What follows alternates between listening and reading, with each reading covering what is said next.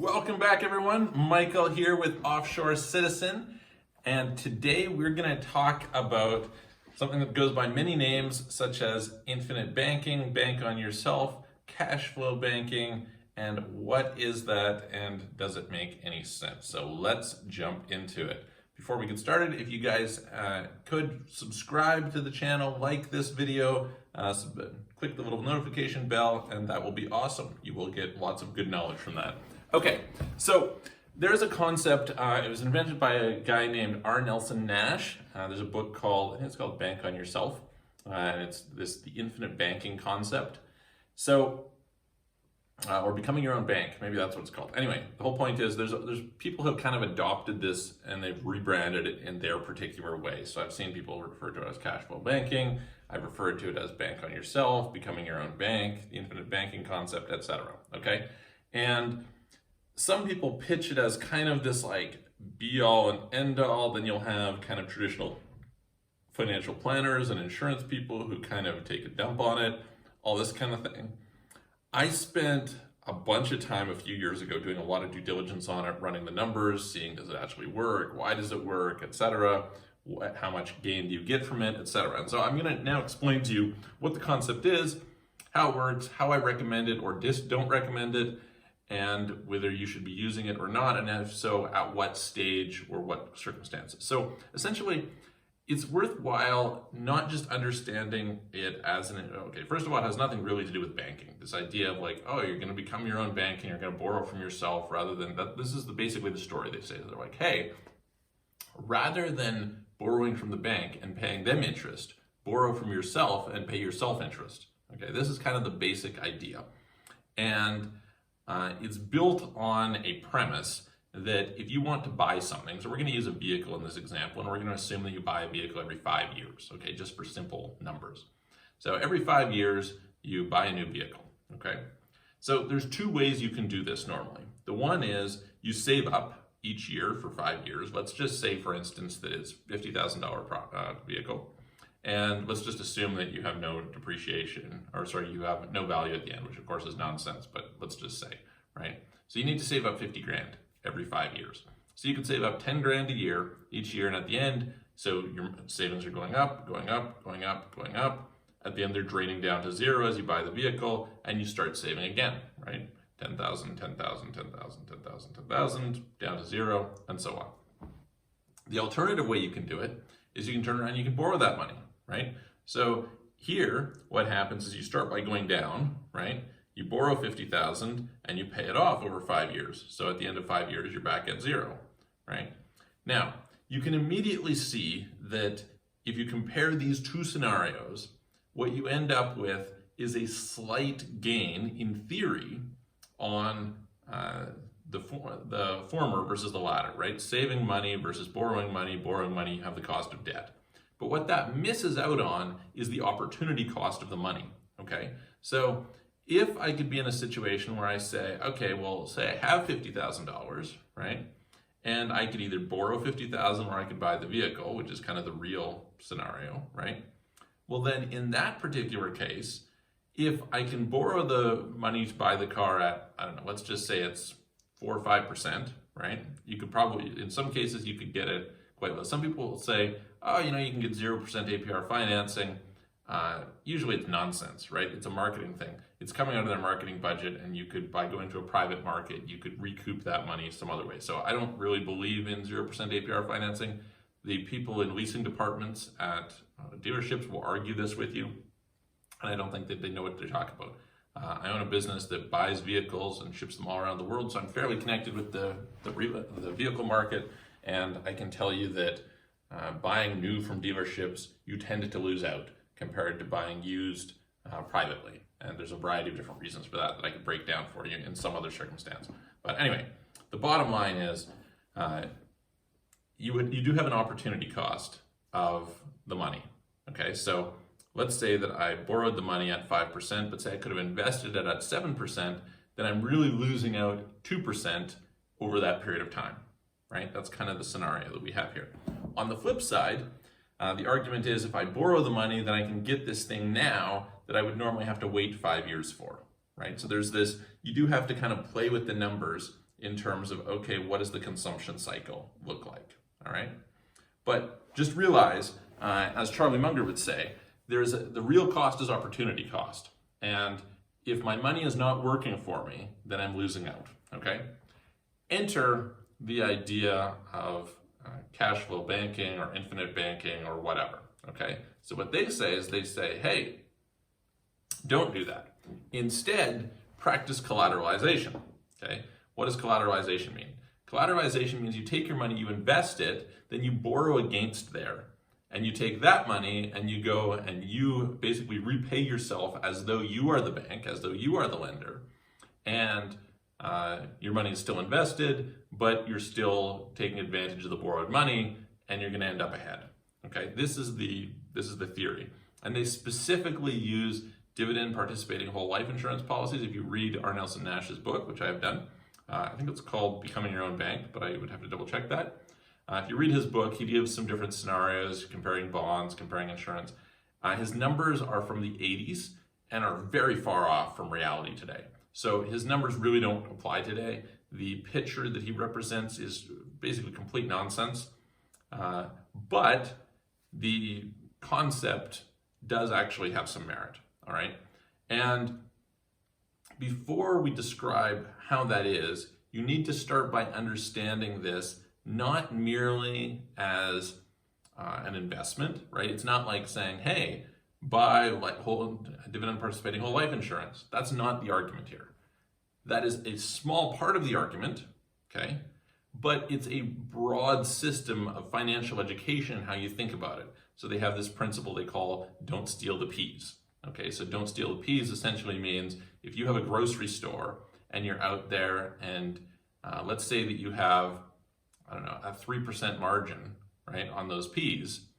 Well, then if you go and you take a can of peas for yourself without paying the business for it, you just wiped out the margin of 100 different, I mean, you would have to sell, whatever it is, 100 cans of peas in order to make up for that one can of peas that you stole, right? So the idea is don't steal the peas. So part of the training in a proper infinite banking system should be the financial education of how you manage your money.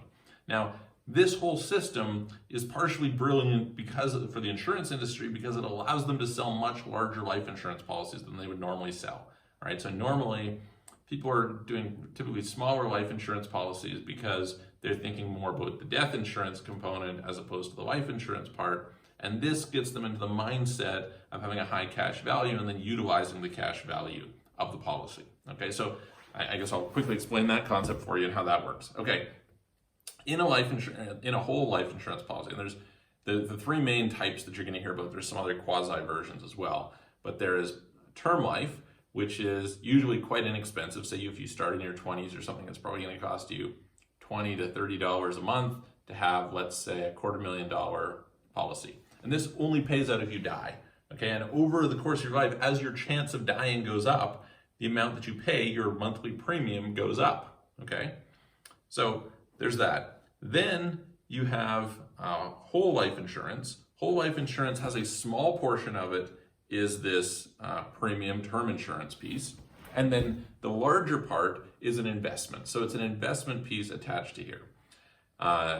Universal life, people will say, hey, we'll buy term and invest the difference. That's kind of their concept. Universal life, you have some control. So in whole life, it's contractually guaranteed and you don't manage what's going on with the investment portion. With universal life, you can allocate it into various funds, etc. Universal life is almost always a bad deal, more so than people say, because the management fees on it tend to be quite high. Okay, so you get fees on the fund, plus you'll get fees on the insurance part. There are some arguments for it in certain cases, but for this purpose, it doesn't work because what works about whole life insurance is it's extremely stable, okay, extremely stable. And that's what allows you to collateralize it, which we're gonna get into in a second.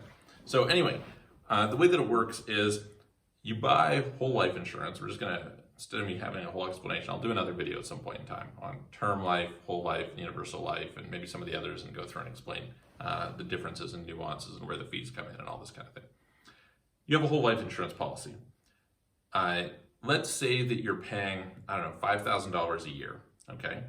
So you're putting in $5,000 a year. Now the first year, you're gonna get what's called a cash value. Cash value is, hey, if I was to close the policy prematurely, because you're meant to hold it to the end of the period, which could be when you die, or sometimes when you get to 100, it converts to an annuity, things like this, okay?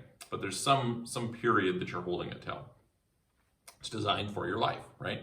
So the cash value is what you would get if you closed the policy today.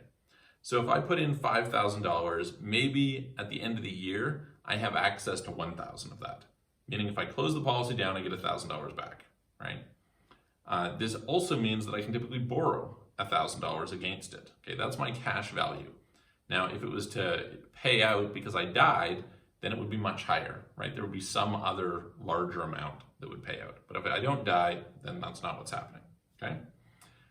Each year, a certain portion of what I'm putting in is adding to the cash value.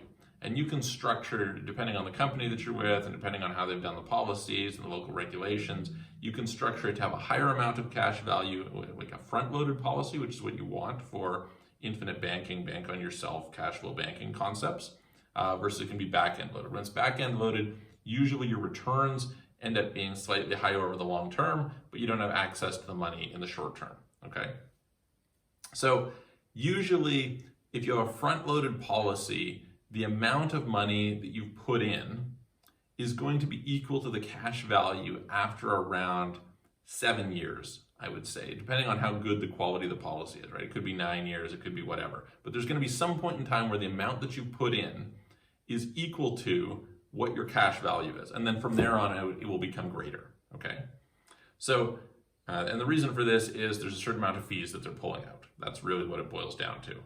Life insurance policies have extremely high fees for the salespeople. It's a very lucrative business. Okay, so what's good about this is this life insurance policy is extremely stable. And what you want to do, why you're thinking about this, okay, so why is it that this would be a good thing? Well, let's imagine these two scenarios that we're talking about, okay? The one is, I take my money and I'm saving it up for a vehicle. Well, if I'm just putting it into a savings account, what is that money doing for me for the 5 years when I'm saving up? It's doing next to nothing for me, right? Because savings rates are like zilch, very, very low, okay? At the flip side, you know, if I go and I take money, I have to borrow money to buy a car from a dealership, etc., then, you know, the cost of money is fairly high compared to potentially how cheap money can be. Okay, now again, if we're talking about, you know, some places have 0.99 financing, some have 0% APR financing, etc. I would sit there and have a whole argument with you about how legitimate that is. But that thing aside, for the purpose of this discussion, we're just going to basically have to take the word that nobody is giving you free money, okay? There is no such thing as free money. If they're giving you free money, it's because they're making money somewhere else. And if you pull out that money somewhere else, you're going to find the cost of financing. That's pretty much what the argument boils down to, okay? So let's say, for instance, 5%. We're going to use that as an example, okay? So you can borrow at 5%, but you can't, but your money is not earning 5%, right? Your money is earning like less than 1% probably in most savings accounts. So you have this opportunity cost of putting your money in savings. And you can't put that money into, let's say, stocks or something like that, because the volatility might mean that in 5 years you don't have the money to buy the vehicle that you need. Okay, so you don't have that option. What the dividend participating whole life insurance policy allows is extremely stable, contractually guaranteed returns. So you know, hey, here's what my cash value is going to be in 5 years. You know that from day one. That's not a concern. You're good to go there. Okay. And this is without getting into the complexities of something called paid-up additions, and I'll get into some other pieces in a second. But anyway, normally you get something called paid-up addition. You get dividends from the life insurance policy, which you're then going to put back into it in the form of what's called paid-up additions, which is going to grow it faster. Okay.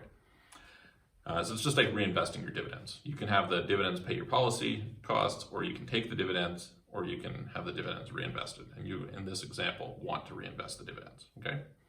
All right. So the basic logic here is, and why, so is it better? Yes, it is better.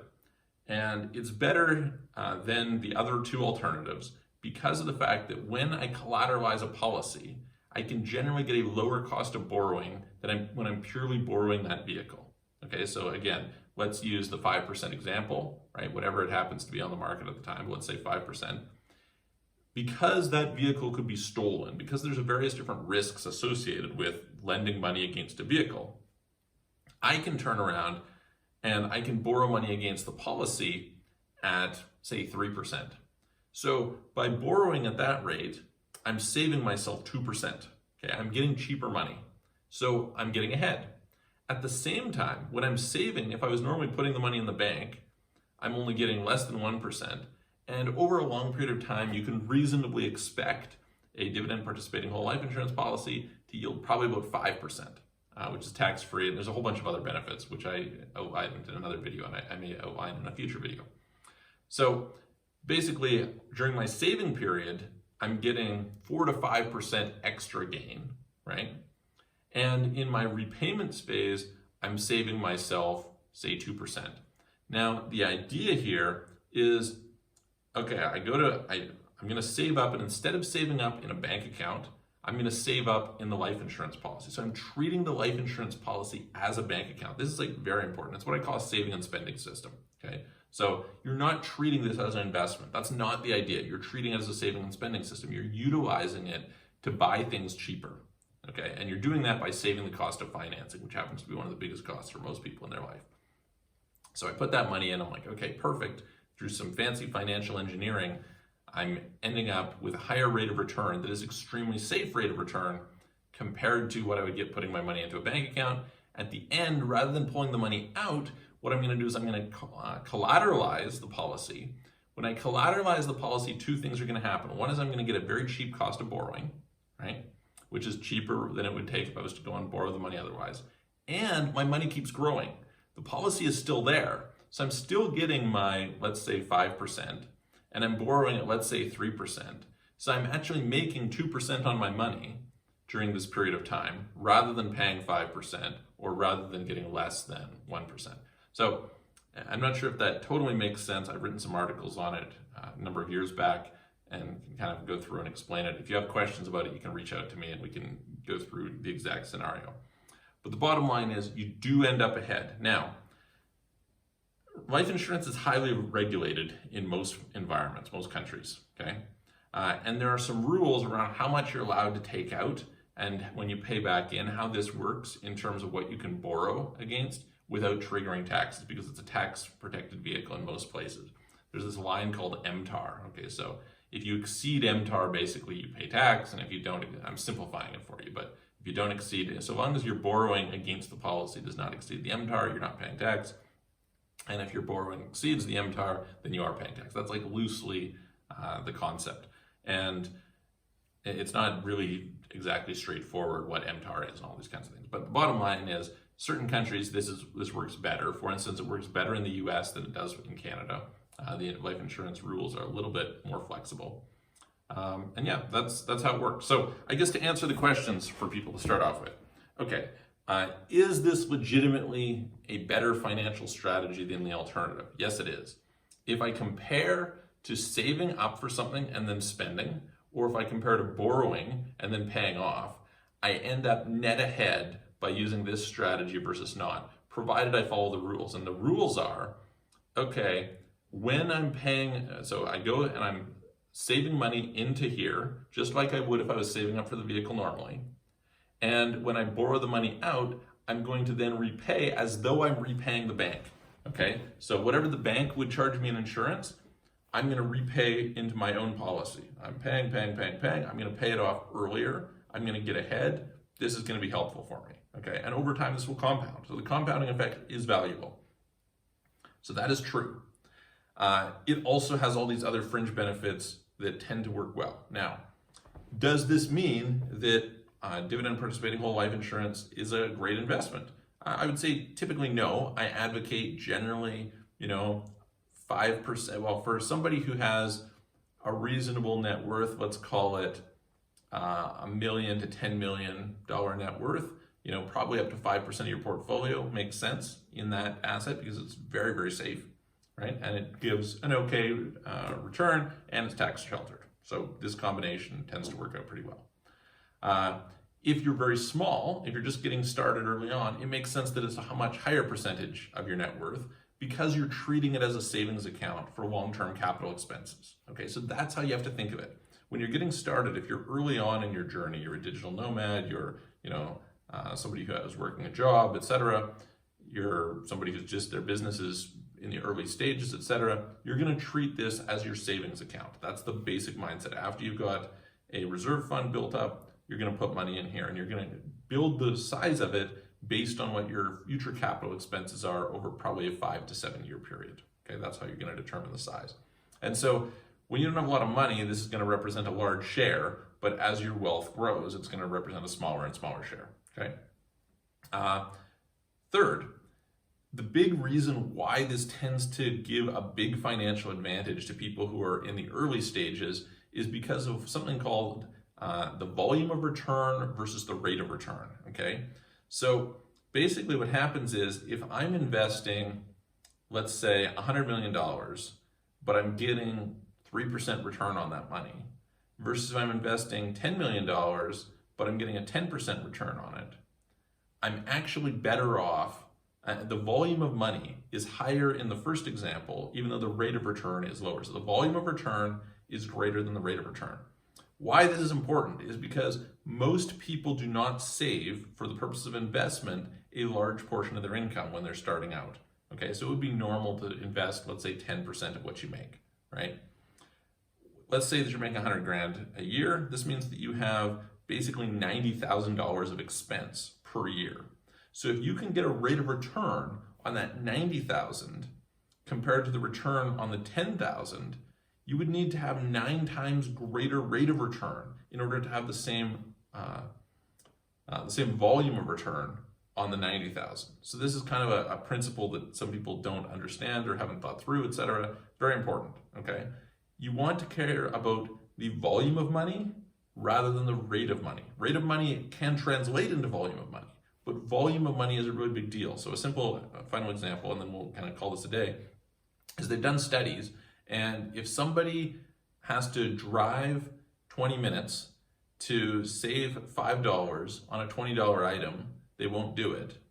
But if they're driving 20 minutes to save $5 on a $100 item, they will do it, or they're more likely to. And it's messed up because the perception is that, hey, I'm saving more because it's on a more expensive item. But in reality, it's the opposite. I'm looking at the opposite. They will save on the small because they pay attention to the proportion of it rather than the amount. And the amount is the thing that should be more paid attention to. So there's lots of times where in business or investing or whatever, I may make a decision and it's like, if it's a $20 decision, don't spend any time on it because it's a $20 decision. It's just not worth it. If it's a $200,000 decision, it's worth a lot more time on it. If it's a $2 million decision, it's definitely worth a lot more. It doesn't matter what proportion of the overall price is. It's the volume of money rather than the percentage or the proportion that matters. So anyway, I hope that's a helpful concept. I hope this is kind of a cool video, something different. There's lots of videos out there on, like I said, cash flow banking and infinite banking and all this. And usually it's by people trying to sell it. And they're basically coming up and saying, oh, this is the be all and the end all, and it's the greatest thing, and forget about invest, do this first, and then use that to reinvest. They really grossly exaggerate how good it is, but then there's a bunch of other people who sit there and knock it and say it's a bunch of trash, and that's not true. It does have like mathematical merit. It does work out, and I think it's a good strategy for a lot of people to use for a small share of what it is. So anyway, I hope that's helpful. Like the video, subscribe to our channel, click the little notification bell to get updated. Check out some of our other videos. Please share them with your friends.